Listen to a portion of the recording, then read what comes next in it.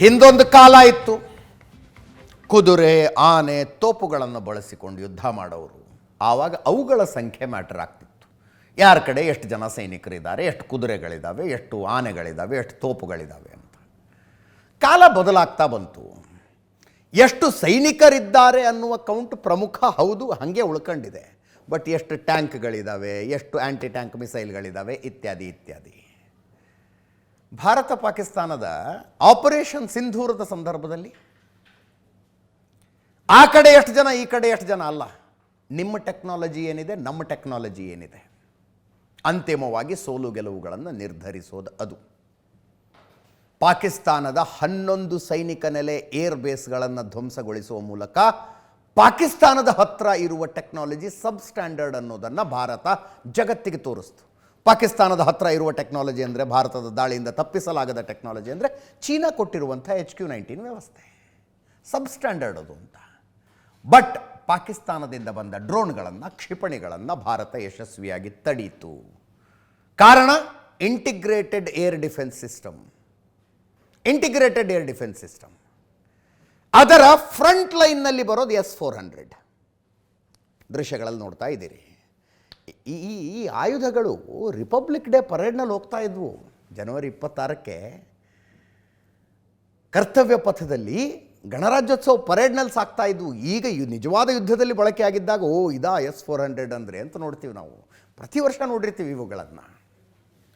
S-400, ಅದಾದ ಮೇಲೆ ಆಕಾಶ್ ತೀರು, ಅದಾದ ಮೇಲೆ ಆ್ಯಂಟಿ ಏರ್ಕ್ರಾಫ್ಟ್ ಗನ್ಗಳು, ಹೀಗೆ ಮಲ್ಟಿಪಲ್ ವ್ಯವಸ್ಥೆ. ಒಂದನ್ನು ತಪ್ಪಿಸ್ಕೊಂಡ್ರೂ ಇನ್ನೊಂದರಲ್ಲಿ ಸಿಕ್ಕಾಕಬೇಕದು. ಪಾಕಿಸ್ತಾನದ ಮಿಸೈಲು, ಡ್ರೋನು, ಅಂಥದ್ದೊಂದು ಇಂಟಿಗ್ರೇಟೆಡ್ ಏರ್ ಡಿಫೆನ್ಸ್ ಸಿಸ್ಟಮನ್ನು ಭಾರತ ಹೊಂದಿದೆ. ಅದನ್ನು ಚಂದ ಮ್ಯಾಪ್ನಲ್ಲಿ ಮೊನ್ನೆ ಪ್ರೆಸ್ ಮೀಟ್ನಲ್ಲಿ ತೋರಿಸಿದ್ರು. 200 ಕಿಲೋಮೀಟರ್ ವ್ಯಾಪ್ತಿಯಲ್ಲಿ ಹೆಂಗೆ ಕೆಲಸ ಮಾಡುತ್ತಿದ್ವು ಅಂತ. 200 ಕಿಲೋಮೀಟರ್ ವ್ಯಾಪ್ತಿಯಲ್ಲಿ ಈಗ S-400ನ ಕ್ಷಮತೆ ಸಾಬೀತಾಯಿತು. ಎಷ್ಟು ಅದ್ಭುತವಾದ ರಕ್ಷಣೆಯನ್ನಿದು ಕೊಡುತ್ತೆ ಅಂತ. ಭಾರತದ ಹತ್ರ 4 ಸಿಸ್ಟಮ್ ಇದ್ದಾವೆ S-400. 2 ಪಾಕಿಸ್ತಾನ ಗಡಿಯಲ್ಲಿ, 2 ಚೀನಾ ಗಡಿಯಲ್ಲಿ ಇಟ್ಟಿದ್ದೀವಿ ನಾವು. ಇನ್ನೂ ಬೇಕು. ಹೊಸದಾಗಿ S-400 ಆರ್ಡರ್ ಕೊಡೋದಕ್ಕೆ ಭಾರತ ಈಗ ತಯಾರಿ ನಡೆಸ್ತಾ ಇದೆ. 2018ರಲ್ಲಿ ತಗೊಂಡಿದ್ವಿ S-400ಗಳನ್ನು. ಅಮೇರಿಕ ಖಂಡ ತುಂಡವಾಗಿ ವಿರೋಧಿಸಿತ್ತು. ತಗಬಾರ್ದು, ನೀವು ತಗಕೂಡ್ದು ಇವುಗಳನ್ನು ಅಂತ. ಅರೆ, ನಾವು ನಮ್ಮ ರಕ್ಷಣೆಗೆ S-400 ತಗೊಂಡ್ರೆ ಅಮೇರಿಕಕ್ಕೆ ಏನು ಊರಿ? ಅಮೇರಿಕಾ ವರ್ಸಸ್ ರಷ್ಯಾ, ಅದು ನಮ್ಮ ಶತ್ರುಗಳ ಜೊತೆಗೆ ವ್ಯಾಪಾರ ಮಾಡಬೇಡಿ ನೀವು ಅಂತ. ನಮ್ಮ ಶತ್ರುಗಳ ಜೊತೆಗೆ ವ್ಯಾಪಾರ ಮಾಡಿ ಜೋ ಬೈಡನ್ನು ಆಕಾಶ ಭೂಮಿ ಒಂದು ಮಾಡಿಬಿಟ್ಟಿದ್ರು. ರಷ್ಯಾದಿಂದ ತಗೋತೀರಾ ನೀವು, ರಷ್ಯಾದಿಂದ ತಗೋತೀರಾ ನೀವು ಅಂತ. ಅದನ್ನು ಮೋದಿ, ಜೈಶಂಕರ್ ಕ್ರ್ಯಾಕ್ ಮಾಡಿದ್ದನ್ನು ಆ್ಯಕ್ಚುಲಿ. ನಥಿಂಗ್ ಡೂಯಿಂಗ್, ಇದು ನಮ್ಮ ರಕ್ಷಣೆಗೆ ಅವಶ್ಯಕ, ನಾವು ತಗೋತೀವಿ ಅಂತ. ಮಲ್ಟಿಪಲ್ ಮೀಟಿಂಗ್ಸ್ ಆಯಿತು, ಹಂಗೂ ಹಿಂಗೂ ಕನ್ವಿನ್ಸ್ ಮಾಡಿ ಒಪ್ಪಿಸಿದ್ರು. ಅದರ್ವೈಸ್ ಅಮೇರಿಕಕ್ಕೆ ಭಾರತದ ಮೇಲೆ ಸ್ಯಾಂಕ್ಷನ್ಸ್ ಹಾಕೋದಕ್ಕೆ ಅವಕಾಶ ಇತ್ತು, ಹಣಕಾಸು ನಿಬಂಧನೆಗಳನ್ನು ಹಾಕೋದಕ್ಕೆ ಅವಕಾಶ ಇತ್ತು. ಇರಲಿ ಬಿಡಿ, ಆ ಇತಿಹಾಸಕ್ಕೆ ಹೋಗೋದು ಬೇಡ. ಈಗ 2018ರಲ್ಲಿ $5.43 ಬಿಲಿಯನ್ ಒಪ್ಪಂದ ಮಾಡಿಕೊಂಡು S-400ಗಳನ್ನು ತಂದು ಗಡಿಯಲ್ಲಿ ನಿಲ್ಲಿಸಿಕೊಂಡ್ವಿ. ಇವುಗಳ ಪ್ರಯೋಜನ ಏನು ಅನ್ನೋದು ಈ ಯುದ್ಧದಲ್ಲಿ ಗೊತ್ತಾಯಿತು. ಜೊತೆಗೆ ನಮ್ಮ ತೆರಿಗೆ ದುಡ್ಡು ಎಲ್ಲಿ ಹೋಗುತ್ತೆ ಅನ್ನೋದು ಗೊತ್ತಾಯ್ತು ನೋಡಿ. ತೆರಿಗೆ ದುಡ್ಡು ಹೆಂಗೆ ಖರ್ಚಾಗುತ್ತೆ ಅಂತ. ಇರಲಿ, ಈಗ 4 ನಮ್ಮ ಹತ್ರ ಇದ್ದಾವೆ. ಮತ್ತಷ್ಟು S-400, ಎಕ್ಸಾಕ್ಟಾಗಿ ನಂಬರ್ಗಳು ಬರಬೇಕು, ಮತ್ತಷ್ಟು S-400ಗಳ ಖರೀದಿಗೆ ಭಾರತ ಆಸಕ್ತಿ ತೋರಿಸ್ತಾ ಇದೆ. ಇನ್ನೇನು ಮಾತುಕತೆ ಶುರುವಾಗುತ್ತೆ. ಅದರ ಜೊತೆಗಿನ್ನೂ ಇಂಟ್ರೆಸ್ಟಿಂಗ್ ಡೆವಲಪ್ಮೆಂಟ್ ಏನಂದರೆ, ಭಾರತ ಮತ್ತು ರಷ್ಯಾ ಜಂಟಿಯಾಗಿ R&D ಮಾಡಿ S-500 ಅಭಿವೃದ್ಧಿ ಮಾಡೋದು ಅಂತ ಚರ್ಚೆಗಳಾಗ್ತಾ ಇದ್ದಾವೆ. S-500, S-400ಗಿಂತಲೂ ಒಂದು ಹೆಜ್ಜೆ ಮುಂದೆ ಹೋಗೋಣ ಅಂತ. S-400ಗೆ ಕೆಲವು ಲಿಮಿಟೇಷನ್ಗಳಿದ್ದಾವೆ. ಅಂದರೆ ಈಗ ನಡೆಯುವ ಎಲ್ಲ ಯುದ್ಧಗಳನ್ನು ಇದು ಎದುರಿಸಬಲ್ಲದು. ಆದರೆ ಮುಂದಿನ ದಿನಗಳಲ್ಲಿ ಶತ್ರು ಇನ್ನಷ್ಟು ಶಕ್ತಿಶಾಲಿ ಆದರೆ ಆವಾಗ ಇನ್ನಷ್ಟು ಒಳ್ಳೆಯ ಏರ್ ಡಿಫೆನ್ಸ್ ಸಿಸ್ಟಮ್ ಬೇಕಾಗತ್ತೆ. ಸೊ S-500 ಭಾರತ ಮತ್ತು ರಷ್ಯಾದ ಜಂಟಿ ರಿಸರ್ಚ್ ಆ್ಯಂಡ್ ಡೆವಲಪ್ಮೆಂಟ್ನಲ್ಲಿ ಆಗತ್ತಾ ಅನ್ನುವಂಥದ್ದು ಸದ್ಯಕ್ಕೆ ಪ್ರಸ್ತಾವನೆ ಅಂತೂ ಇದೆ. ಈ S-400 ತುಂಬ ಸಲ ಎಕ್ಸ್ಪ್ಲೇನ್ ಮಾಡಿದ್ವಿ ಇದರ ಬಗ್ಗೆ ನಾವು. 600 ಕಿಲೋಮೀಟರ್ ದೂರದಲ್ಲೇ ತನ್ನ ಕಡೆ ಯಾವ ಕ್ಷಿಪಣಿ ಅಥವಾ ವಿಮಾನ ಅಥವಾ ಡ್ರೋನ್ ಬರ್ತಾ ಇದೆ ಅನ್ನೋದನ್ನು ಕಂಡು ಹಿಡಿಯುತ್ತದೆ. 600 ಕಿಲೋಮೀಟರ್ ಇದ್ದಾಗಲೇ 400 ಕಿಲೋಮೀಟರ್ ಹತ್ತಿರ ಬಂದರೆ, ಅಂದರೆ ಅದು 200 ಕಿಲೋಮೀಟರ್ ಸಾಗಿ ಬಂದಾಗ ಇದರ ರೇಂಜಿಗೆ ಬರುತ್ತೆ. ಆಕಾಶದಲ್ಲೇ ಇದನ್ನು ಹೊಡೆದು ಹಾಕುವುದಕ್ಕೆ S-400 ಕ್ಷಿಪಣಿಯನ್ನು ಲಾಂಚ್ ಮಾಡುತ್ತೆ. ಜೆಟ್ ಆಗಿರಲಿ, ಕ್ಷಿಪಣಿನೇ ಆಗಿರಲಿ, ಡ್ರೋನ್ ಆಗಿರಲಿ. ಇದರಲ್ಲಿ ಡಿಫ್ರೆಂಟ್ ಮಾಡ್ಯೂಲ್ಗಳಿದ್ದಾವೆ. ಒಂದೇ ಸಮಯಕ್ಕೆ 32 ಟಾರ್ಗೆಟ್ಗಳನ್ನು ಹೊಡೆಯುವುದರಿಂದ ಹಿಡಿದು 80 ಟಾರ್ಗೆಟ್ಗಳನ್ನು ಹೊಡೆಯುವ ತನಕ, ಅಂದರೆ 80 ವಿಮಾನ, 80 ಮಿಸೈಲು, 80 ಡ್ರೋನ್ಗಳ ಏಕಕಾಲಕ್ಕೆ ಬಂದರೂ ಕೂಡ ಹೊಡೆಯಬಲ್ಲಂಥ ತಾಕತ್ತು ಇದಕ್ಕಿದೆ. ಜೊತೆಗೆ ಮಾರ್ಕ್ 14 ಸ್ಪೀಡ್ನ ಕ್ಷಿಪಣಿಗಳನ್ನು ಇದು ಹೊಡೆಯಬಲ್ಲದು. Up to mark 14. ಈ ಮಿಲಿಟರಿ ಲ್ಯಾಂಗ್ವೇಜ್ನಲ್ಲಿ ಸಬ್ಸಾನಿಕ್, ಸಾನಿಕ್, ಹೈಪರ್ಸಾನಿಕ್ ಮತ್ತು ಸೂಪರ್ಸಾನಿಕ್ ಅಂತ ಬರ್ತವೆ. ಹೈಪರ್ಸಾನಿಕ್ ಮತ್ತು ಸೂಪರ್ಸಾನಿಕ್. ಹೈಪರ್ಸಾನಿಕ್ ಕ್ಷಿಪಣಿಗಳನ್ನು ಇದು ಹೊಡೆಯಬಲ್ಲದು. ಹೈಪರ್ಸಾನಿಕ್, ಸೂಪರ್ಸಾನಿಕ್ ಎಷ್ಟು? ಮಾರ್ಕ್ 14. ಹಿಂಗಂದ್ರೆ ಏನು ವ್ಯತ್ಯಾಸ ಏನು? ಹಂಗಿದ್ರೆ ಇದನ್ನು ಕ್ಷಿಪಣಿ ವಿಮಾನಗಳ ಸ್ಪೀಡನ್ನು ಸ್ಪೀಡ್ ಆಫ್ ಸೌಂಡ್ ಜೊತೆ ಕಂಪೇರ್ ಮಾಡಿ ನೋಡ್ತಾರೆ. ಶಬ್ದದ ವೇಗ ಎಷ್ಟು? 1 ಗಂಟೆಗೆ 1234.8 ಕಿಲೋಮೀಟರ್ ಸ್ಪೀಡ್ನಲ್ಲಿ ಶಬ್ದ ಹೋಗುತ್ತೆ. 1 ತಾಸಿಗೆ 1234 ಕಿಲೋಮೀಟರ್ ಸ್ಪೀಡ್ನಲ್ಲಿ ಹೋಗುತ್ತೆ. ಅದಕ್ಕಿಂತ ಕಡಿಮೆ ವೇಗದಲ್ಲಿ ಸಾಗುವ ಒಂದು ಕ್ಷಿಪಣಿಯನ್ನು, ನಾನು ಮಿಸೈಲ್ನ ಎಕ್ಸಾಂಪಲ್ ಕೊಟ್ಟೆ ಹೇಳ್ತಾ ಇದ್ದೀನಿ, ಒಂದು ಕ್ಷಿಪಣಿಯನ್ನು ಸಬ್ಸಾನಿಕ್ ಅಂತ ಕರೀತಾರೆ. ಅದರ ಸ್ಪೀಡು ಸೌಂಡ್ ಸ್ಪೀಡ್ಗಿಂತ ಕಡಿಮೆ ಇದೆ. ಅದರ ಅರ್ಥ ಏನು? ಕ್ಷಿಪಣಿ ಬರೋದಕ್ಕಿಂತ ಮುಂಚೆನೇ ಸೌಂಡ್ ನಮಗೆ ಕೇಳಿಸುತ್ತೆ. ಸಬ್ಸಾನಿಕ್ ವಿಮಾನಗಳು ಇದ್ದಾವೆ. ಇದು ಸಾಮಾನ್ಯವಾಗಿ ನಮ್ಮ ಕಮರ್ಷಿಯಲ್ ಫ್ಲೈಟ್ಗಳೆಲ್ಲ ನಮಗೆ ವಿಮಾನ ಕಾಣಿಸಿರೋದಿಲ್ಲ, ಬಟ್ ಶಬ್ದ ಬರ್ತಾ ಇರುತ್ತೆ. ಯಾಕೆ ಅಂದರೆ ವಿಮಾನಕ್ಕಿಂತ ಶಬ್ದ ಫಾಸ್ಟಾಗಿ ಟ್ರಾವೆಲ್ ಮಾಡ್ಕೊಂಡು ಬಂತು ಅಂತ. ಇನ್ನು ಕೆಲವು ಸಂದರ್ಭದಲ್ಲಿ ಆಬ್ಜೆಕ್ಟು ಕಾಣಿಸುತ್ತೆ, ಶಬ್ದನೂ ಬಂದುಬಿಡುತ್ತೆ. ಅದು ಶಬ್ದದ ವೇಗಕ್ಕೆ ಸಮಾನವಾಗಿ ಹೋಗ್ತಾ ಇದೆ ಅಂತ. ಗಂಟೆಗೆ 1234 ಕಿಲೋಮೀಟರ್ ಸ್ಪೀಡ್ನಲ್ಲೇ ಹೋಗ್ತಾ ಇದೆ ಅದು. ಅದಕ್ಕೆ ಸಾನಿಕ್ ಸ್ಪೀಡ್ ಅಂತಾರೆ, ಸಾನಿಕ್ ಮಿಸೈಲ್ಗಳು ಅಂತಾರೆ. ಗಂಟೆಗಲ್ಲ, ನೀವು ಶಬ್ದಕ್ಕಿಂತ 5 ಪಟ್ಟು ವೇಗವಾಗಿ ಹೋಗುವುದನ್ನು, 5 ಪಟ್ಟು ವೇಗವಾಗಿ ಏನೋ ಹೋಗುತ್ತೆ ಶಬ್ದಕ್ಕಿಂತ, ಅಂದರೆ 1234.8 × 5 ಅಂತ ಕ್ಯಾಲ್ಕುಲೇಟ್ ಮಾಡ್ಕೊಳ್ಳಿ. ಅದನ್ನು ಹೈಪರ್ಸಾನಿಕ್ ಅಂತಾರೆ.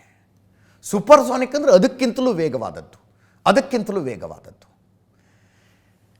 ಈ S-400 ಮಾರ್ಕ್ 14 ಅನ್ನು ಹೊಡೆದಾಕುವ ಸಾಮರ್ಥ್ಯ ಇದೆ. ಅಂದರೆ ಏನರ್ಥ?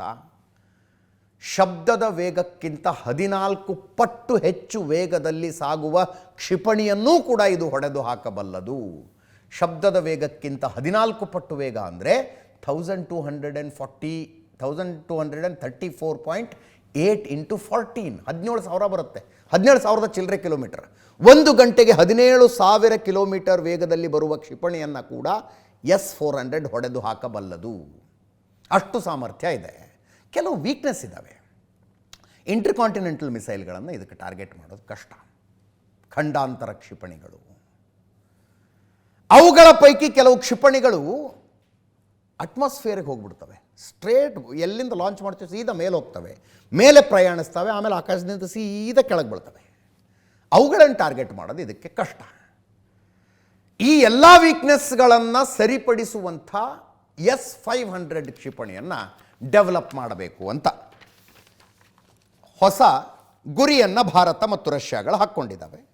S-500 600 ಕಿಲೋಮೀಟರ್ ದೂರದಲ್ಲಿಯೇ ಕೂಡ ಒಂದು ಟಾರ್ಗೆಟನ್ನು ಧ್ವಂಸ ಮಾಡಬಲ್ಲಂಥ ಕ್ಷಮತೆಯನ್ನು ಹೊಂದಿರಬೇಕು. S-400 ಮಾರ್ಕ್ 14 ಸ್ಪೀಡ್ನ ಕ್ಷಿಪಣಿಯನ್ನು ಹೊಡೆದ್ರೆ S-500 ಮಾರ್ಕ್ 21 ಸ್ಪೀಡ್ನ ಕ್ಷಿಪಣಿಯನ್ನು ಹೊಡೆಯೋ ತಾಕತ್ತನ್ನು ಹೊಂದಿರಬೇಕು. ಜೊತೆಗೆ ಇಂಟರ್ಕಾಂಟಿನೆಂಟಲ್ ಮಿಸೈಲ್ಗಳನ್ನು ಕೂಡ, ಖಂಡಾಂತರ ಕ್ಷಿಪಣಿಗಳನ್ನು ಕೂಡ ಹೊಡೆಯುವ ಸಾಮರ್ಥ್ಯವನ್ನು ಹೊಂದಿರಬೇಕು. ಅಂಥ ಸಾಮರ್ಥ್ಯದ ಒಂದು ಏರ್ ಡಿಫೆನ್ಸ್ ಸಿಸ್ಟಮನ್ನು ತಯಾರಿಸಬೇಕು, ಒಟ್ಟೊಟ್ಟಿಗೆ ತಯಾರಿಸಬೇಕು ಅಂತ ಭಾರತ ಮತ್ತು ರಷ್ಯಾಗಳ ಮಧ್ಯದಲ್ಲಿ ನಡೀತಾ ಇರುವಂಥ ಚರ್ಚೆ ಅಂತಿದು.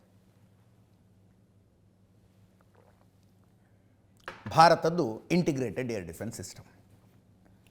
ಅದರಲ್ಲಿ S-24 ಇದೆ, ಆ್ಯಂಟಿ ಏರ್ಕ್ರಾಫ್ಟ್ ಗನ್ಗಳಿದ್ದಾವೆ, ಆಕಾಶ್ ತೀರ್ ಅನ್ನುವಂಥ ಇನ್ನೊಂದು ವ್ಯವಸ್ಥೆ ಇದೆ. ಮತ್ತೊಂದು ವ್ಯವಸ್ಥೆಯನ್ನು ಭಾರತ ಯಶಸ್ವಿಯಾಗಿ ಟೆಸ್ಟ್ ಮಾಡಿತು. ಅರೆ, ಒಂದಿರುವಾಗ ಇನ್ನೊಂದು ಯಾಕೆ ಬೇಕು? ಸಹಜವಾಗಿ ಬರುವ ಪ್ರಶ್ನೆ. ಒಂದು ಇದೆಯಲ್ಲ, S-400 ಇದೆಯಲ್ಲ, ಇವೆಲ್ಲ ಯಾಕೆ ಬೇಕು? ಎಕ್ಸ್ಪೆನ್ಸಸ್ ನೋಡಬೇಕಾಗತ್ತೆ, ಖರ್ಚು. ಅವರೇನೋ ಡ್ರೋನ್ ಹಾರಿಸ್ತಾರ್ರಿ. ಯಾವುದೋ ಸಣ್ಣ ಡ್ರೋನ್ ಇರುತ್ತಪ್ಪ, ಗ್ರೆನೇಡ್ ಸಿಡ್ದಂಗೆ ಸಿಡಿದು ಒಂದು ಮನೆಗೆ ಹಾನಿ ಮಾಡಬಲ್ಲಂಥ ಡ್ರೋನ್ ಒಂದನ್ನು ಹಾರಿಸಿದ್ರು ಅವರು. ಅದಕ್ಕೂ S-400 ಬಿಡೋದ ನಾವು ಅದನ್ನು ಹೊಡೆಯೋದಕ್ಕೂ ಇಲ್ಲ. ಏನೋ ಫೈಟರ್ ಜೆಟ್ ಬರ್ತಾ ಇದೆ ಅಂದರೆ S-400ನಲ್ಲಿ ಹೊಡೆಯೋಣ. ಸಣ್ಣ ಕ್ಷಿಪಣಿ ಬಂದರೆ ಸಣ್ಣ ಏರ್ ಡಿಫೆನ್ಸ್ ಸಿಸ್ಟಮ್ನಲ್ಲೇ ಫೈಟ್ ಮಾಡಬೇಕು. ಖರ್ಚು ಒಂದು ಸಲ ಎಕ್ಸ್ಪ್ಲೇನ್ ಮಾಡಿದ್ದೆ ನಿಮಗೆ. ಈ ಇಸ್ರೇಲು ಪ್ಯಾಲೆಸ್ಟೈನ್ ಯುದ್ಧದಲ್ಲಿ ಪ್ಯಾಲೆಸ್ಟೈನಿಗಳು ಹಮಾಸ್ನವರು $200 ಒಂದು ಕ್ಷಿಪಣಿ ತಯಾರು ಮಾಡಿಬಿಡ್ತಾರೆ, ಕಬ್ಬಣದ ಪೈಪ್ ಹಾಕಿ. ಅದನ್ನು ಹೊಡೆಯೋದಕ್ಕೆ ಇಸ್ರೇಲ್ ಐರನ್ ಡೋಮ್ ಬಳಸುತ್ತೆ. ಖರ್ಚು ಮೇಂಟೈನ್ ಆಗಬೇಕಲ್ಲ. ಅದಕ್ಕೆ ದೇಶ ಕಾಸಿಗೆ ತಕ್ಕ ಕಜ್ಜಾಯ ಅನ್ನುವ ರೀತಿಯಲ್ಲಿ ಯಾವ ಟಾರ್ಗೆಟನ್ನು ಹೊಡೆಯೋದಕ್ಕೆ ಎಷ್ಟು ಕಡಿಮೆ ಖರ್ಚಿನಲ್ಲಾಗುತ್ತೋ ಅಷ್ಟು ಕಡಿಮೆ ಖರ್ಚಿನಲ್ಲಿ ಹೊಡೆಯೋಣ ಅಂತ ಭಾರ್ಗವಾಸ್ತ್ರವನ್ನು ಇವತ್ತು ಪ್ರಯೋಗಿಸ್ತು.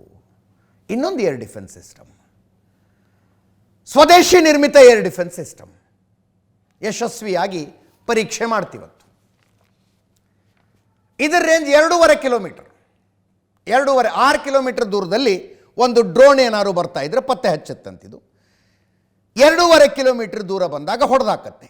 SDAL solar defence and aerospace ಲಿಮಿಟೆಡ್ನವರು ಇದನ್ನು ಡೆವಲಪ್ ಮಾಡಿದ್ದಾರೆ. ಒಡಿಸ್ಸಾದ ಗೋಪಾಲ್ಪುರ ಸೀವರ್ಡ್ ಫೈರಿಂಗ್ ರೇಂಜ್ನಲ್ಲಿ ಇದನ್ನು ಟೆಸ್ಟ್ ಮಾಡಿದರು. ಇವತ್ತು ಯಶಸ್ವಿಯಾಗಿ ಪರೀಕ್ಷೆ ಆಗಿದೆ.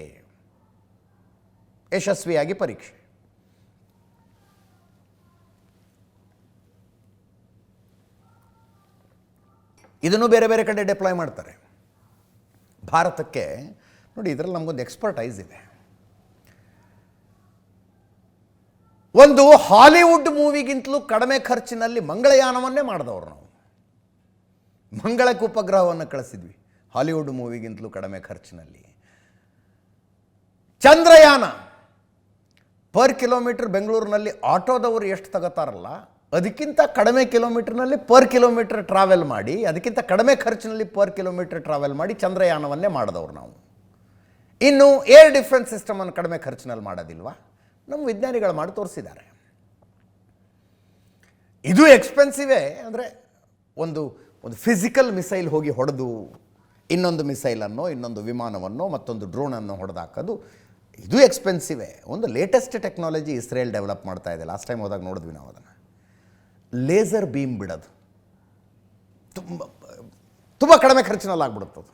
ಪತ್ತೆ ಹಚ್ಚುತ್ತೆ ಒಂದು ವಿಮಾನ ಇಲ್ಲಿ ಬರ್ತಾ ಇದೆ ಅಂತ, ಕೆಳಗಿಂದಾನೆ ಲೇಸರ್ ಲೈಟ್ ಬಿಡ್ತಾರೆ, ಸುಟ್ಟು ಭಸ್ಮ ಆಗಿಬಿಡುತ್ತದು. ಅದು ಬಂದುಬಿಟ್ರೆ ಏರ್ ಡಿಫೆನ್ಸ್ ಸಿಸ್ಟಮ್ ನೆಕ್ಸ್ಟ್ ಲೆವೆಲ್ಲಿಗೆ ಹೋಗುತ್ತೆ. ಅದು ಸ್ಟಿಲ್ ಅಂಡರ್ ರಿಸರ್ಚ್ನಲ್ಲಿದೆ. ಅದು ಒಟ್ಟಿನಲ್ಲಿ ಭಾರ್ಗವಾಸ್ತ್ರ ಅನ್ನುವಂಥ ಮತ್ತೊಂದು ಏರ್ ಡಿಫೆನ್ಸ್ ಸಿಸ್ಟಮ್ ಭಾರತಕ್ಕೆ ಸಿಕ್ತು. ಇನ್ನೊಂದು ಕಡೆ ಚೀನಾದ ಆಯುಧಗಳ ಹಣೆ ಬರಹ ಏನು ಅನ್ನೋದು ಕೂಡ ಜಗತ್ತಿಗೆ ಗೊತ್ತಾಯಿತು. HQ-9 ಮತ್ತು HQ-16. HQ-9 ಮತ್ತು HQ-16ಗಳನ್ನು ಭಾರತದ ಸ್ಕ್ಯಾಲ್ಪ್, ಹ್ಯಾಮರ್, ಬ್ರಹ್ಮೋಸ್ಗಳನ್ನು ಬಳಸಿ ಉಡಾಯಿಸಲಾಯಿತು ಅವರ ರಕ್ಷಣಾ ವ್ಯವಸ್ಥೆಯನ್ನು. JF-17 ಫೈಟರ್ ಜೆಟ್ಟನ್ನು ಚೀನಾ ಪಾಕಿಸ್ತಾನಕ್ಕೆ ಕೊಟ್ಟಿದೆ. JF-17 ಇವು ಹಾರಾಡ್ತವೆ ಬಟ್ ಹೋರಾಡೋದಿಲ್ಲ ಅಂತ ಅಭಿಪ್ರಾಯ. ಯಾಕಂದರೆ they are never war tested. China ಅವುಗಳನ್ನು ತಯಾರು ಮಾಡಿ ಕೂತ್ಕೊಂಡಿದೆ. ತಯಾರು ಮಾಡಿದ ಮೇಲೆ ಅವು ಯಾರ ಜೊತೆಗೂ ಯುದ್ಧ ಆಗಿಲ್ಲ.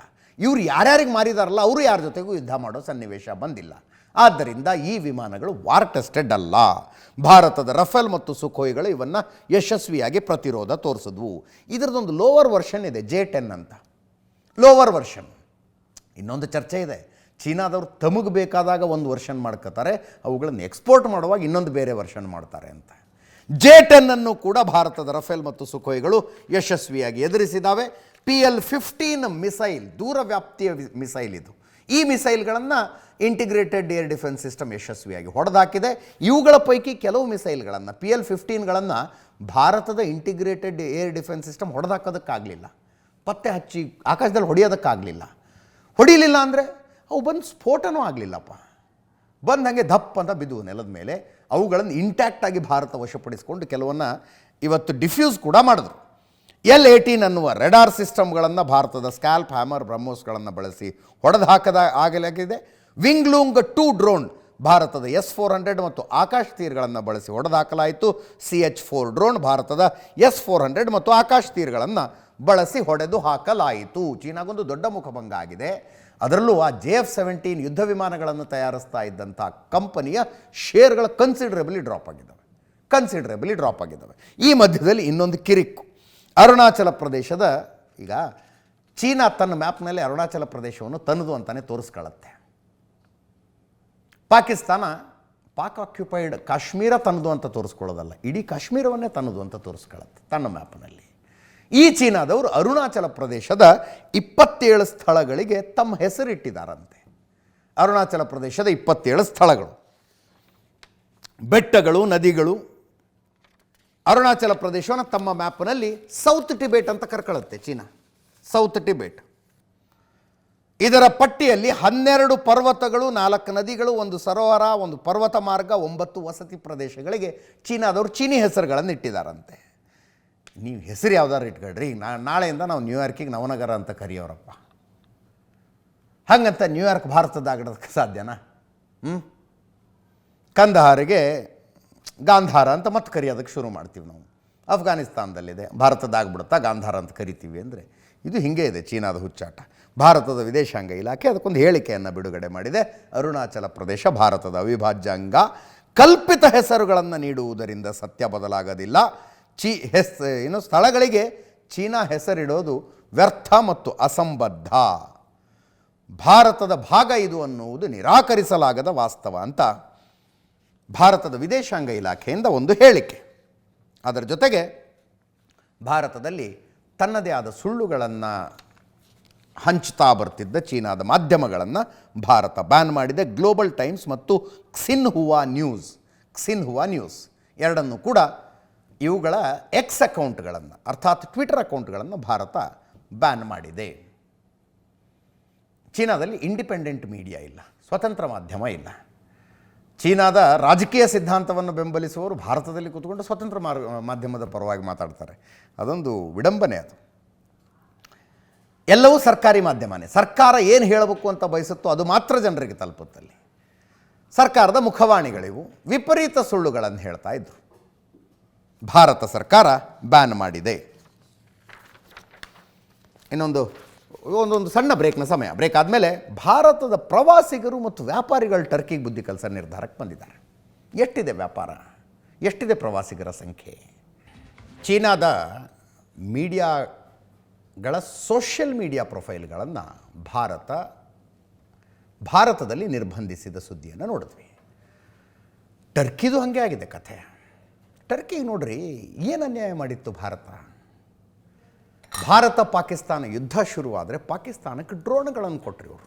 ಡ್ರೋನ್ಗಳನ್ನು ಬರೀ ಡ್ರೋನ್ ಕಳಿಸಿದ್ರ, ಬರೀ ವೆಪನ್ಸ್ ಕಳಿಸಿದ್ರ? ನೋ, ವೆಪನ್ಸ್ ಆಪರೇಟರ್ಗಳನ್ನು ಕೂಡ ಟರ್ಕಿಯಿಂದಲೇ ಬಂದಿದ್ರು. ಅವರು ಕೂಡ ಟರ್ಕಿಯಿಂದಲೇ ಬಂದಿದ್ರು. ಭಾರತದ ಆಪರೇಷನ್ ಸಿಂಧೂರದಲ್ಲಿ 2 ಟರ್ಕಿ ಡ್ರೋನ್ ಆಪರೇಟರ್ಗಳು ಸತ್ತಿದ್ದಾರಂತೆ. ಅವರ TRT ನ್ಯೂಸ್ ಟರ್ಕಿದದು, ಅದನ್ನು ಕೂಡ ಭಾರತ ಬ್ಯಾನ್ ಮಾಡಿದೆ. TRT ವರ್ಲ್ಡ್ ನ್ಯೂಸ್ ಅಂತ. ನೀವು ಅವತ್ತೇ ಬಂತು ಸುದ್ದಿ, ಆಪರೇಷನ್ ಸಿಂಧೂರ ಶುರುವಾದಾಗ ಕರಾಚಿ ಏರ್ಪೋರ್ಟ್ಗೆ ಟರ್ಕಿಯ ಸರಕು ಸಾಗಣೆ ವಿಮಾನಗಳು ಬಂದು ಲ್ಯಾಂಡ್ ಆದವು ಅಂತ. ಅದರಲ್ಲಿ ವೆಪನ್ಸ್ ಬಂದಿದ್ದಾವೆ ಅಂತ ಸುದ್ದಿ ಇತ್ತು. ವೆಪನ್ಸ್ ಅಲ್ಲ, ವೆಪನ್ಸ್ ಆಪರೇಟರ್ಗಳನ್ನು ಕೊಟ್ಟಿದ್ದಾರೆ ಇವರು. ಕೃತಜ್ಞತೆ ಅಂದರೆ ಹೆಂಗಿರುತ್ತೆ? ಭಾರತದ ಮೇಲೆ ಪಾಕಿಸ್ತಾನ ಸಿಡಿಸಿದ ಡ್ರೋನ್ಗಳ ಪೈಕಿ 350 ಡ್ರೋನ್ಗಳು ಟರ್ಕಿಯಿಂದ ಬಂದಿದ್ದು, ಟರ್ಕಿ ಮೇಡ್ ಡ್ರೋನ್ಗಳು. ಕೊರೋನಾ ಬಂದಿತ್ತಲ್ಲ, ಭಾರತ one of the countries who developed vaccines earlier. ತುಂಬ ಬೇಗ ವ್ಯಾಕ್ಸಿನ್ ಕಂಡುಹಿಡಿದ್ಬಿಟ್ವಿ ನಾವು. ವ್ಯಾಕ್ಸಿನ್ ಡಿಪ್ಲೊಮಸಿ ಮಾಡಿದ್ವಿ. 100 ದೇಶಗಳಿಗೆ ಉಚಿತವಾಗಿ ₹1 ದುಡ್ಡು ಕೇಳಲಿಲ್ಲ. ಯಾರಿಗೆ ವ್ಯಾಕ್ಸಿನ್ ತಯಾರಿಸಿಕೊಳ್ಳೋದಕ್ಕೆ ಆಗೋದಿಲ್ವೋ, ಅಷ್ಟು ತಂತ್ರಜ್ಞಾನ ಇಲ್ವೋ, ಅಷ್ಟು ಇನ್ಫ್ರಾಸ್ಟ್ರಕ್ಚರ್ ಇಲ್ವೋ, ಅವರುಗಳಿಗೆ ಬಾಕ್ಸ್ ತುಂಬಿ ವ್ಯಾಕ್ಸಿನ್ ಕಳಿಸಿದ್ವಿ. ನಿಮ್ಮ ದೇಶದಲ್ಲಿ ಹಾಕಿ ವ್ಯಾಕ್ಸಿನನ್ನು ಅಂತ. ಬಾಕ್ಸ್ ಮೇಲೆ ಸರ್ವೇ ಜನಃ ಸುಖಿನೋ ಭವಂತು ಸರ್ವೇ ಸಂತು ನಿರಾಮಯ ಅಂತ ಬರೆದು ಕಳಿಸಿದ್ವಿ ನಾವು. ಅದರಲ್ಲಿ ಒಂದು ದೇಶ ಟರ್ಕಿ.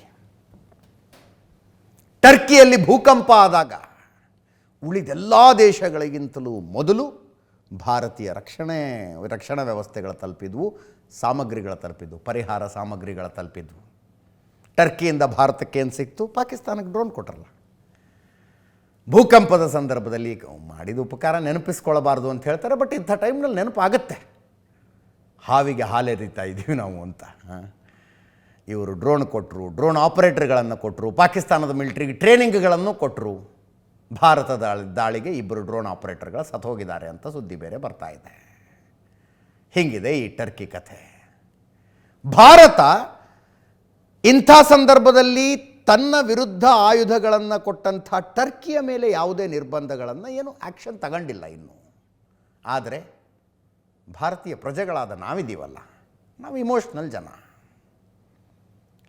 ಯುದ್ಧ ಮತ್ತು ವ್ಯಾಪಾರ ಒಟ್ಟೊಟ್ಟಿಗೆ ನಡೆಯೋದಿಲ್ಲ. ಪಾಕಿಸ್ತಾನಕ್ಕೆ ಹೇಳೋದಿಲ್ವ ನಾವು, ಭಯೋತ್ಪಾದನೆ ಮತ್ತು ಮಾತುಕತೆ ಒಟ್ಟೊಟ್ಟಿಗೆ ನಡೆಯೋದಿಲ್ಲ ಅಂತ. ಭಾರತದ ವ್ಯಾಪಾರಸ್ಥರು ಸ್ವಯಂ ಪ್ರೇರಿತವಾಗಿ ಟರ್ಕಿಯಿಂದ ಭಾರತಕ್ಕೆ ಮಾರ್ಬಲ್ ದೊಡ್ಡ ಪ್ರಮಾಣದಲ್ಲಿ ಆಮದಾಗುತ್ತೆ. ಅದು ಬಿಟ್ಟರೆ ಸೇಬು, ಆಪಲ್ ಟರ್ಕಿಯಿಂದ ಬರೋದು. ಎರಡನ್ನೂ ತರಿಸ್ಕೊಳ್ಳದೇ ಇರುವ ನಿರ್ಧಾರಕ್ಕೆ ವ್ಯಾಪಾರಿಗಳು ಬಂದಿದ್ದಾರೆ. ಆಹಾರ ಪದಾರ್ಥ ಬರುತ್ತೆ ಟರ್ಕಿಯಿಂದ, ಕೆಲವೊಂದಷ್ಟು ಸೆಲೆಕ್ಟೆಡ್ ಆಹಾರ ಪದಾರ್ಥ. ಬೇಡ ಇನ್ನು ಮುಂದೆ ನಿಮ್ಮದು ಅಂದಿದ್ದಾರೆ. ಟರ್ಕಿ ಭಾರತದಿಂದ ಹೋಗುವ ಪ್ರವಾಸಿಗರ ಮೇಲೆ ದೊಡ್ಡ ಪ್ರಮಾಣದಲ್ಲಿ ಅವಲಂಬಿತ ಆಗಿದೆ. ಟರ್ಕಿಯಲ್ಲಿ ಒಳ್ಳೊಳ್ಳೆ ಜಾಗಗಳಿದ್ದಾವೆ. ಸಿನಿಮಾದವ್ರು, ಬಾಲಿವುಡ್ ಸಿನಿಮಾದವ್ರು ಶೂಟಿಂಗಿಗೆ ಹೋಗ್ತಾರಲ್ಲಿ. ಟರ್ಕಿಯಲ್ಲಿ ಶೂಟಿಂಗ್ ಆಗ್ತವೆ ಸಿನಿಮಾಗಳು. ಬಾಲಿವುಡ್ ನಿರ್ಧಾರ ಮಾಡಿದೆ ಇನ್ನು ಮುಂದೆ ಟರ್ಕಿಯಲ್ಲಿ ನಾವು ಶೂಟಿಂಗೇ ಮಾಡೋದಿಲ್ಲ ಅಂತ. ಪ್ರವಾಸಿಗರು ನಾವು ಹೋಗೋದಿಲ್ಲ ಅನ್ನೋದು, ಶೂಟಿಂಗ್ ಅಲ್ಲಿಗೆ ಮಾಡೋದಿಲ್ಲ ಅನ್ನೋದು ಏನರ್ಥ? 1 ವರ್ಷಕ್ಕೆ 8,000 ಕೋಟಿ ರೂಪಾಯಿ ವ್ಯಾಪಾರ ಮಾಡ್ತಿದ್ವಿ ನಾವು ಅಲ್ಲಿ. ಭಾರತದಿಂದ 8,000 ಕೋಟಿ ರೂಪಾಯಿ ಪ್ರವಾಸಿಗರ ಮೂಲಕ ಟರ್ಕಿಗೆ ಹೋಗ್ತಾ ಇತ್ತು. ನಾವು ಹೋಗ್ತೀವಿ, ಸುತ್ತಾಡ್ತೀವಿ, ಅಲ್ಲೊಂದೇನೋ ಕಾರ್ ಬಾಡಿಗೆಗೆ ತಗೋತೀವಿ, ರೂಮ್ ಬುಕ್ ಮಾಡ್ಕೋತೀವಿ, ಹೋಟ್ಲಲ್ಲಿ ಊಟ ಮಾಡ್ತೀವಿ. 8,000 ಕೋಟಿ ಆಗ್ತಿತ್ತು 1 ವರ್ಷಕ್ಕೆ. ಅದು ಇನ್ನು ಮುಂದೆ ಹೋಗುವುದಿಲ್ಲ. ಈಗಾಗಲೇ ಬುಕ್ ಮಾಡಿದವರು ಕ್ಯಾನ್ಸಲ್ ಮಾಡೋಕ್ಕೆ ಶುರು ಮಾಡಿದ್ದಾರೆ. 2014 ಒಂದು ಡೇಟಾ, 2014, 10 ವರ್ಷದ ಹಿಂದೆ 1,19,000 ಪ್ರವಾಸಿಗರು ಭಾರತದಿಂದ ಹೋಗಿದ್ದರು. 1,19,000 2014ರಲ್ಲಿ. 2024 ಕಳೆದ ವರ್ಷ 3,30,000 ಪ್ರವಾಸಿಗರು ಅಲ್ಲಿಗೆ ಹೋಗಿದ್ರು. 3,30,000 ಭಾರತೀಯರು ಟರ್ಕಿ ಪ್ರವಾಸ ಮಾಡಿದ್ರು. 8,000 ಕೋಟಿ ರೂಪಾಯಿಗಳನ್ನು ಭಾರತೀಯರು ಅಲ್ಲಿಗೆ ಹೋಗಿ ಖರ್ಚು ಮಾಡಿ ಬರ್ತಿದ್ರು. ಅದರ ಜೊತೆಗೆ ಅಜರ್ಬೈಜಾನ್, ಪಾಕಿಸ್ತಾನದ ಬೆಂಬಲ, ಅವರೇನು ಆಯುಧಗಳನ್ನು ಕೊಟ್ಟಿಲ್ಲ, ಅವ್ರ ಹತ್ರ ಕೊಡುವಷ್ಟು ಆಯುಧಗಳು ಇಲ್ಲ, ಆ ಮಾತು ಬೇರೆ. ಅಜರ್ಬೈಜಾನ್ ಅವರು ಪಾಕಿಸ್ತಾನದ ಬೆಂಬಲಕ್ಕೆ ನಿಂತ್ಕೋಬೇಕಾ? ಅವ್ರಿಗೇನು ಮಾಡಿದ್ವು ನಾವು? ಅಜರ್ಬೈಜಾನಿಗೆ ಪ್ರತಿ ವರ್ಷ 4,000 ಕೋಟಿ ರೂಪಾಯಿ ಭಾರತೀಯರು ಖರ್ಚು ಮಾಡಿ ಬರ್ತಾರೆ. ಅಜರ್ಬೈಜಾನ್. ನಾನು ಟರ್ಕಿಗೆ ಹೋಗಿಲ್ಲ, ಅಜರ್ಬೈಜಾನ್ಗೆ ಹೋಗಿದ್ದೀನಿ. Beautiful country, looks like Europe. ಚಂದ ವೆದರ್ ಇರುತ್ತೆ, ಸ್ನೋಫಾಲ್ ಆಗುತ್ತೆ. ಮುಸ್ಲಿಂ ಬಾಹುಳ್ಯದ ದೇಶ, ಬಟ್ ಮುಸ್ಲಿಂ ದೇಶ ಅನ್ಸೋದೇ ಇಲ್ಲ ಅದು. ಅಪರೂಪಕ್ಕೆ ಅಲ್ಲಿ ಇಲ್ಲಿ ಒಂದು ಹಿಜಾಬ್ ನೋಡಿದರೆ ಅಪರೂಪಪ್ಪ. ಅದ್ಭುತವಾದ ನೈಟ್ ಲೈಫು. ಅದೊಂದು ಇಸ್ಲಾಮಿಕ್ ದೇಶನೇ ಅನ್ಸೋದಿಲ್ಲ. ಅಷ್ಟು ಸುಂದರವಾಗಿದೆ, ಅಷ್ಟು ಚೆನ್ನಾಗಿದೆ, ಅಷ್ಟು ಮುಂದುವರೆದಂಥ ದೇಶ ಅದು. ಅವ್ರದ್ದು ಪಾಕಿಸ್ತಾನಕ್ಕೆ ಸಪೋರ್ಟ್ ಅಂತೆ. ವರ್ಷಕ್ಕೆ 4,000 ಕೋಟಿ ರೂಪಾಯಿ ಭಾರತೀಯರು ಖರ್ಚು ಮಾಡಿ ಬರ್ತಾರೆ ಅಲ್ಲಿ. ಅಜರ್ಬೈಜಾನ್ನ ರಾಜಧಾನಿ ಬಾಕು ಅಂತಿದೆ. ಅಲ್ಲಿ ಕಣ್ಣಾರೆ ನೋಡಿದ್ದನ್ನು ಹೇಳ್ಬಿಟ್ರೆ ನೀವು ಗಾಬರಿ ಆಗಿಬಿಡ್ತೀರಿ ನೀವು. ಒಂದು ಇಸ್ಲಾಮಿಕ್ ದೇಶ. ಬುಕ್ಕಿಂಗ್ನಲ್ಲಿ 60% ಕಡಿಮೆ ಆಗಿದೆಯಂತೆ ಈಗಾಗಲೇ. ಟರ್ಕಿ ಮತ್ತು ಅಜರ್ಬೈಜಾನ್ಗಳು ಪಾಕಿಸ್ತಾನವನ್ನು ಬೆಂಬಲಿಸ್ತಾ ಇದ್ದಾವೆ.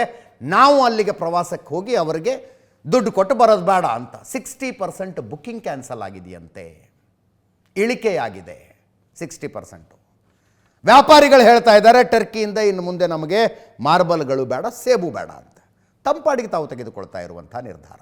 ಬಾಲಿವುಡ್ ಹೇಳ್ತಾ ಇದೆ ಇನ್ನು ಮುಂದೆ ಟರ್ಕಿಗೆ ಹೋಗಿ ನಾವು ಶೂಟಿಂಗ್ ಮಾಡೋದಿಲ್ಲ ಅಂತ. ಇನ್ನೊಂದು ಮುಂದಿನ ಸುದ್ದಿ, ಈ ತಿಕ್ಕಾಟದ ಆರಂಭದಲ್ಲೇ BSF ಯೋಧ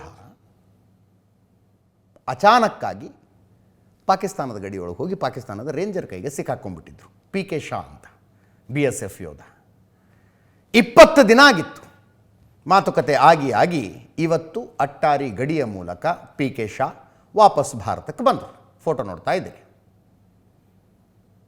ಪಂಜಾಬ್ನ ಫಿರೋಜ್ಪುರದಲ್ಲಿ ಬಾರ್ಡರ್ ಪೋಸ್ಟ್ನಲ್ಲಿ ನೌಕರಿ ಮಾಡ್ತಿದ್ದಾಗ ಅಚಾನಕ್ಕಾಗಿ, ಅಲ್ಲೆಲ್ಲ ಡೆಸಿಗ್ನೇಟೆಡ್ ಬಾರ್ಡರ್ ಆ ಥರದ್ದಿಲ್ಲ ಅಲ್ಲಿ. ಅನೇಕ ಸಲ ಈ ದನ ಕಾಯೋರು, ಕುರಿ ಕಾಯೋರೆಲ್ಲ ಗಡಿ ದಾಟಿಬಿಡ್ತಾರೆ. ಆ ರೀತಿಯಾಗಿ ಗಡಿ ದಾಟಿದಾಗ PK ಶಾರನ್ನು ಪಾಕಿಸ್ತಾನದ ರೇಂಜರ್ಗಳು ಹಿಡಿದಿಟ್ಕೊಂಡಿದ್ರು. ಆ ಕಣ್ಣಿಗೆ ಬಟ್ಟೆ ಕಟ್ಟಿ ಇಟ್ಕೊಂಡಿರುವಂಥ ಫೋಟೋ ಬಂದಿತ್ತು ಆವಾಗ. ಇವತ್ತು ಬೆಳಗ್ಗೆ P K Shaw, west Bengal ಇವ್ರದ್ದು, ಪಿ ಕೆ ಶಾ ಬೆಳಗ್ಗೆ 10:00 ವಾಪಸ್ ಭಾರತಕ್ಕೆ ಹಸ್ತಾಂತರಿಸಲ್ಪಟ್ಟರು. ಇದರ ಮಧ್ಯದಲ್ಲಿ ಪಾಕಿಸ್ತಾನದ ಒಬ್ಬ ರೇಂಜರ್ ಭಾರತದ ಕೈಗೆ ಸಿಕ್ಕಾಕೊಂಡಿದ್ರು. ಮೊಹಮ್ಮದ್ ಅಂತ ಹೆಸರು. ಇದೊಂಥರ ಎಕ್ಸ್ಚೇಂಜ್ ಥರ ಆಯಿತು. ನಮ್ಮ BSF ಯೋಧನನ್ನು ಅವರು ಕೊಡೋದು, ಅವರ ರೇಂಜರನ್ನು ನಾವು ವಾಪಸ್ ಕೊಡೋದು. ಪಿ ಕೆ ಶಾ ಮನೆಯಲ್ಲಿ ಸಂಭ್ರಮ. ಅವ್ರ ಹೆಂಡತಿ ಪಂಜಾಬಿಗೆ ಬಂದು ಕೂತಿದ್ರು, ನನ್ನ ಗಂಡನ ಯಾವಾಗ ಕರ್ಕೊಂಬರ್ತೀರಿ ಅಂತ. ಭಾರತೀಯ ಪಡೆಗಳು ಇಂಥ ವಿಷಯದಲ್ಲಿ ಕಾಂಪ್ರಮೈಸ್ನ ಪ್ರಶ್ನೆನೇ ಇರೋದಿಲ್ಲ. We put all our efforts. ಮುಂದಿನ ಸುದ್ದಿ, ಪಾಕಿಸ್ತಾನ ಭಯೋತ್ಪಾದನೆಯನ್ನು ಬೆಂಬಲಿಸುತ್ತೆ, ಭಯೋತ್ಪಾದಕರನ್ನು ಬೆಂಬಲಿಸುತ್ತೆ, ಭಯೋತ್ಪಾದಕ ಸಂಘಟನೆಗಳನ್ನು ಬೆಂಬಲಿಸುತ್ತೆ. ಈ ವಿಷಯದಲ್ಲಿ ಯಾರಿಗೂ ಏನೂ ಡೌಟ್ ಇಲ್ಲ. ಆದರೆ ಮತ್ತೆ ಮತ್ತೆ ಮತ್ತೆ ಅದೇ ದೇಶ ಮತ್ತೆ ಮತ್ತೆ ಪ್ರೂಫ್ಗಳನ್ನು ಕೊಡ್ತಾ ಹೋಗುತ್ತೆ. ಭಾರತ ನಡೆಸಿದ ಆಪರೇಷನ್ ಸಿಂಧೂರದಲ್ಲಿ ಸುಮಾರು, ನಾವು ಭಾರತೀಯ ಸರ್ಕಾರದ ಹೇಳಿಕೆ 100 ಭಯೋತ್ಪಾದಕರು ಸತ್ತೋಗಿದ್ದಾರೆ ಅಂತ. ಕೆಲವು ಮೀಡಿಯಾ ಹೌಸ್ಗಳಿಗೆ 130ರಿಂದ 140 ಅಂತ ಸಂಖ್ಯೆ ಸಿಗ್ತಾ ಇದೆ. 130ರಿಂದ 140. ಅವರ ಪೈಕಿ ಕೆಲವು ಭಯೋತ್ಪಾದಕರ ಅಂತ್ಯ ಸಂಸ್ಕಾರ ಪಾಕಿಸ್ತಾನದ ಸಕಲ ಸರ್ಕಾರಿ ಗೌರವಗಳೊಂದಿಗೆ ಆಯಿತು. ಸಕಲ ಸರ್ಕಾರಿ ಗೌರವಗಳೊಂದಿಗೆ ನೋಡಿದ್ದೀವಿ ಆ ದೃಶ್ಯಗಳನ್ನು. ಏನು ಅವರ ಕಾಫಿನ್ ಬಾಕ್ಸಿಗೆ ಪಾಕಿಸ್ತಾನದ ಧ್ವಜ ಸುತ್ತಿ ಸೈನಿಕರ ಹೆಗಲ ಮೇಲೆ ಇಟ್ಕೊಂಡು, ಅದಕ್ಕಿಂತ ಸಾಕ್ಷಿ ಬೇಕೇನ್ರಿ ಈ ದೇಶ ಎಂಥದ್ದು ಅನ್ನೋದಕ್ಕೆ? ಅದು ಸಾಲದು ಅಂತ ಮೌಲಾನಾ ಮಸೂದ್ ಅಜರ್ನ ಕುಟುಂಬದ 14 ಜನ ಸತ್ತು ಹೋಗಿದ್ರು. ಈತ ನೂರ್ ಖಾನ್ನಲ್ಲಿ ನಡೆಸ್ತಾ ಇದ್ದಂಥ ಮಸೀದಿಯ ಮೇಲೆ, ಮಸೀದಿ ಅಂದರೆ ಒಂದು ಟೆರರ್ ಕ್ಯಾಂಪ್ ಅದು, ಅದರ ಮೇಲೆ ಭಾರತ ದಾಳಿ ನಡೆಸಿದಾಗ 14 ಜನ ಸತ್ತೋಗಿದ್ರು. ಅದರಲ್ಲಿ 18 ಎಕರೆ ವ್ಯಾಪ್ತಿಯಲ್ಲಿತ್ತದು. ಒಳಗಡೆ ಮಸೀದಿ ಇತ್ತು, ಮದರಸಾ ಇತ್ತು, ಮೌಲಾನಾ ಮಸೂದ್ ಅಜರ್ನ ಮನೆ ಇತ್ತು. ಏನೋ ಟೈಮ್ ಚೆನ್ನಾಗಿತ್ತು, ಇವನು ಇರಲಿಲ್ಲ ಅವತ್ತಲ್ಲಿ. ಈಸ್ ಬೆಡ್ ರಿಡನ್ ಅಂತ ಹೇಳ್ತಾರೆ, ಎದ್ದು ಓಡಾಡೋದಕ್ಕೆಲ್ಲ ಆಗೋದಿಲ್ವಂತೆ. ಕರಾಚಿಲಿ ಸೇಫ್ ಹೌಸ್ನಲ್ಲಿ ಇದ್ದಂತೆ. ಆದರೆ ಈತನ ಕುಟುಂಬದ 14 ಜನ ಇದ್ದರು, ಇವನ ತಮ್ಮನೂ ಸೇರಿದಂತೆ.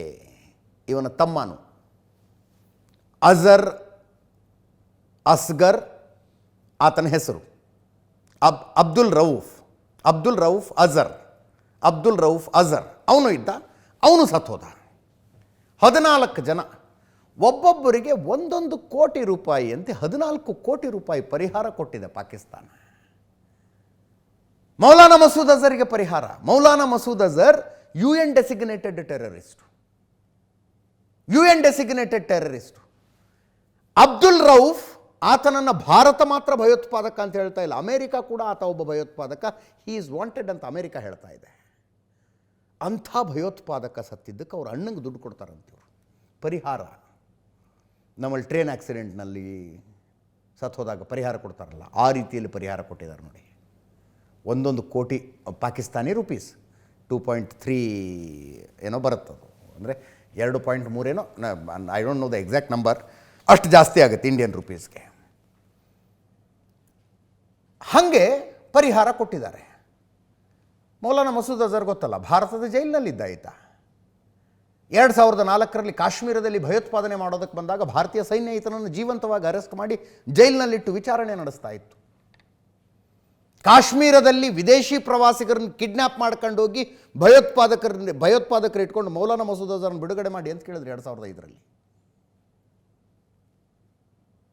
ಅದಾದ ಮೇಲೆ ಅವನೇ ಮಸೂದ್ ಅಸ್ಗರ್ IC-814 ವಿಮಾನ ಹೈಜಾಕ್ ಮಾಡ್ಕೊಂಡು ಹೋಗಿ ಕಂದಹಾರ್ನಲ್ಲಿ ನಿಲ್ಲಿಸ್ಕೊಂಡು ಇವನನ್ನು ಬಿಡಿಸ್ಕೊಂಡು ಹೋದ. ವಾಜಪೇಯಿ ಪ್ರಧಾನಮಂತ್ರಿಯಾಗಿದ್ದರು, ಮೌಲಾನಾ ಮಸೂದ್ ಅಜರ್ನ ಬಿಡಿಸ್ಕೊಂಡ್ರು, ವಿಮಾನ ಹೈಜಾಕ್ ಮಾಡಿ ಇಟ್ಕೊಂಡು. ಕಂದಹಾರಿಗೆ ಹೋಗಿ ಇವನನ್ನು ಕೊಟ್ಟು ವಿಮಾನ ಮತ್ತು ವಿಮಾನದಲ್ಲಿದ್ದಂಥ ಪ್ರಯಾಣಿಕರನ್ನು ಸುರಕ್ಷಿತವಾಗಿ ಭಾರತ ಬಿಡಿಸ್ಕೊಂಡು ಬಂತು. ಪಾಕಿಸ್ತಾನ ಏನು ಹೇಳ್ತು, ನಮ್ಮ ಕೈಗೆ ಸಿಕ್ಕರೆ ಕೊಡ್ತೀವಿ, ಅವನ್ನ ಹಿಡಿದು ನಿಮಗೆ ಕೊಡ್ತೀವಿ ಅಂತ.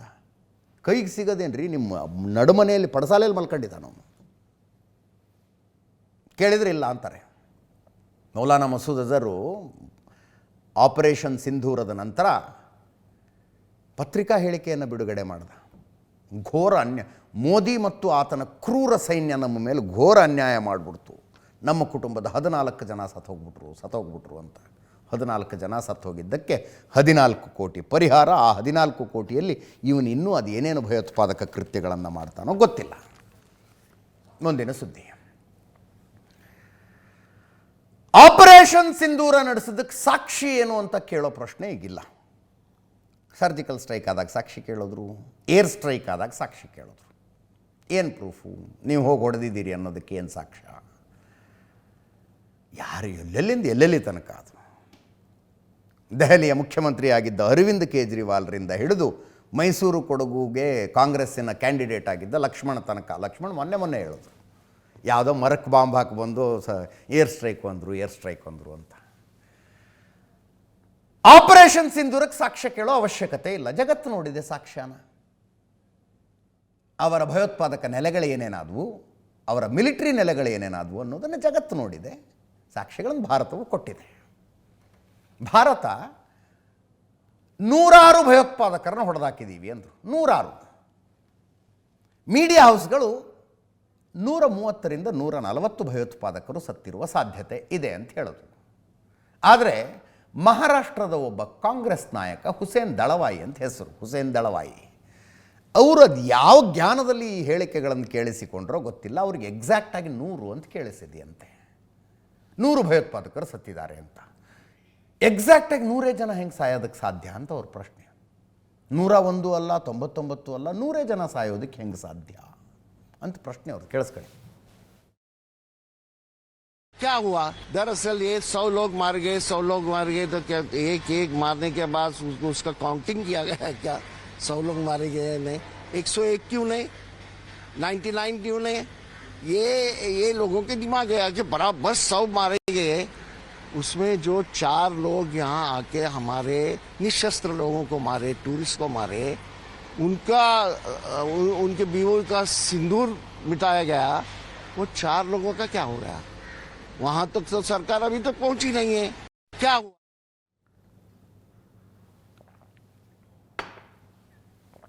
उन 4 लोगों का क्या होगा? वही होगा जो इनका हुआ है. ಇವ್ರಿಗೇನಾಗಿದೆಯೋ ಅವ್ರಿಗೂ ಅದೇ ಆಗತ್ತೆ. ಎಷ್ಟು ದಿವಸ ಓಡ್ತಾರೆ ತಪ್ಪಿಸ್ಕೊಂಡು? ಮುಂದಿನ ಸುದ್ದಿಗೆ ಹೋಗೋಣ. ಡೊನಾಲ್ಡ್ ಟ್ರಂಪ್ ಕ್ಲೇಮ್ ಮಾಡಿಕೊಳ್ತಾ ಇದ್ದಾರೆ, ಭಾರತ ಪಾಕಿಸ್ತಾನಗಳ ಮಧ್ಯದ ಯುದ್ಧ ನಿಂತಿದ್ದೇ ನನ್ನಿಂದ ಅಂತ. ಅಮೇರಿಕಕ್ಕೆ ಗೊತ್ತಿಲ್ಲದೆ ಕದನ ವಿರಾಮ ಜಾರಿಗೆ ಬಂತು ಅಂದ್ರೆ ನಂಬಕ್ಕಾಗಲ್ಲ. ಯಾಕಂದರೆ ಫಸ್ಟ್ ಟ್ವೀಟ್ ಮಾಡಿದ್ದೆ ಅಮೇರಿಕ, ಡೊನಾಲ್ಡ್ ಟ್ರಂಪ್ 5:25 ಶನಿವಾರ ಸಾಯಂಕಾಲಕ್ಕೆ. ಅಮೇರಿಕ ಫೆಸಿಲಿಟೇಟ್ ಮಾಡಿತು, ಮೀಡಿಯೇಟ್ ಮಾಡಿಲ್ಲ. ಅಮೇರಿಕದ ಮಧ್ಯಸ್ಥಿಕೆಯಲ್ಲಿ ನಡೆದ ಕದನ ವಿರಾಮ. ಇದೆಲ್ಲ ಭಾರತದ ನಿಲುವು ಭಾಳ ಸ್ಪಷ್ಟ ಇದೆ. ನಮ್ಮದು ಪಾಕಿಸ್ತಾನದ್ದು ಏನೇ ಇದ್ದರೂ ನಮ್ಮಿಬ್ಬರ ಮಧ್ಯೆ ಯಾರು ಬರಬೇಡಿ ಅಂತ. ಆದರೆ ಡೊನಾಲ್ಡ್ ಟ್ರಂಪ್ ಟ್ವೀಟ್ ಮಾಡಿದ್ರು. ಪ್ರಧಾನಿ ನರೇಂದ್ರ ಮೋದಿಯವರು ರಾತ್ರಿ 8 ಗಂಟೆಗೆ ದೇಶವನ್ನು ಉದ್ದೇಶಿಸಿ ಮಾತಾಡ್ತಾರೆ ಅಂದಾಗ ಅರ್ಧ ಗಂಟೆ ಮುಂಚೆ ಇವರು ಮಾತಾಡೋದು. ನಿಲ್ಲಿಸ್ಬಿಟ್ಟೆ ನಾನು ಯುದ್ಧನ.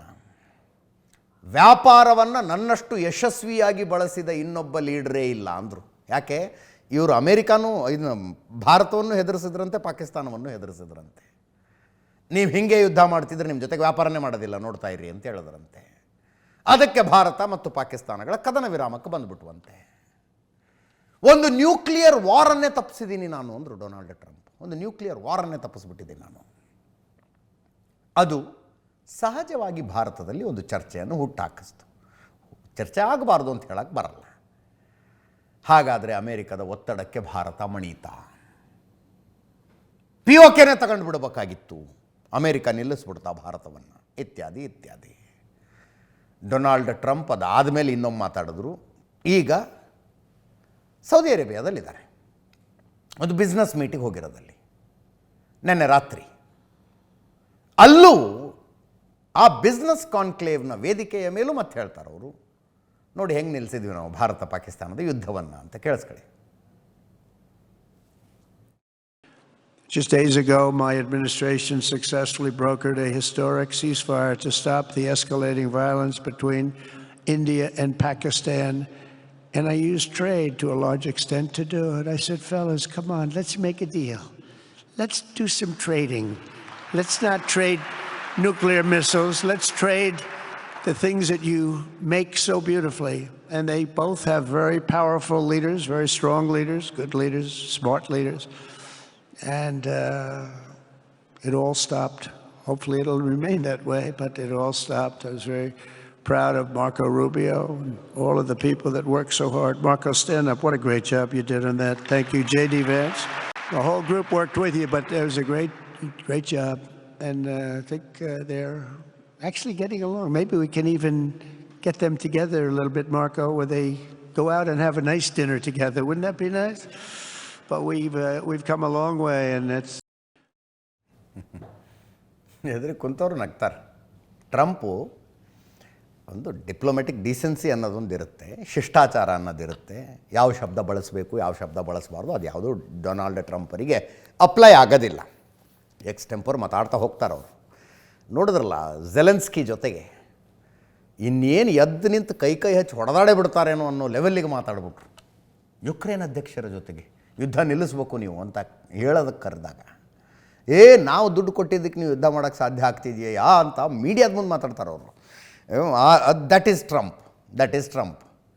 ಆದರೆ ಈ ಮಿಡ್ಲ್ ಈಸ್ಟ್ ಪ್ರವಾಸ ಇದೆಯಲ್ಲ, ಅದು ವ್ಯಾಪಾರದ ಉದ್ದೇಶಕ್ಕಾಗಿನ ಪ್ರವಾಸ. ಮಧ್ಯಪ್ರಾಚ್ಯಕ್ಕೆ ಮಾಡ್ತಾ ಇರೋದು, ಸೌದಿ ಅರೇಬಿಯಾಕ್ಕೆ ಮಾಡ್ತಾ ಇರೋದು. ಟ್ರಂಪ್ಗೆ ಅಮೇರಿಕಕ್ಕೆ ಬಹಳ ಕ್ರೂಷಿಯಲ್.